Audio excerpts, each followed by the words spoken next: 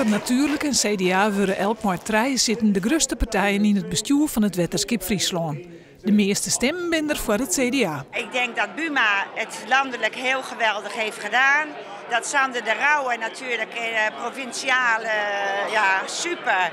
Onze campagneleider Friso Douwstra, gisteren nog vader geworden, heeft het ook super gedaan.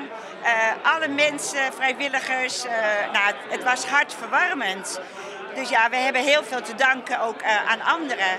Dat wij meeliften op het CDA in de lift. De verliezer is ook bij de Wetterskipsverkiezings de PvdA. Ze gaan van treien naar 2 zitten. Het is natuurlijk hartstikke jammer.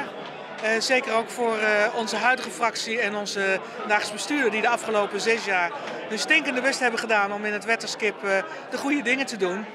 En dan is het natuurlijk teleurstellend als je dan in zetel achteruit gaat. FNP, VVD en ChristenUnie krijgen 2 zitten. Bedrijf Boer en Burger gaat van 2 naar 1. De Partij van de Dieren is maar 1 zit de nijkomer in het bestuur. We gaan natuurlijk alles op het gebied van natuur en dieren gaan we aan orde brengen. Ik zal iets noemen, de grutto bijvoorbeeld is heel belangrijk. Een goed waterpeil in de veenweidegebieden en voor de natuur. Dat zijn een paar dingen die wat ons betreft op de agenda moeten komen. De opkomst is dubbel zo hoog als in 2008. 50,1% van de Friezen brengt een stem uit. Daarmee is de opkomst in Friesland een van de hoogste van Nederland. Ik denk dat wij heel erg trots mogen zijn op het opkomstpercentage. Dan moeten we onszelf natuurlijk niet alleen op de borst slaan, want het is natuurlijk een meelift-effect van de Staten.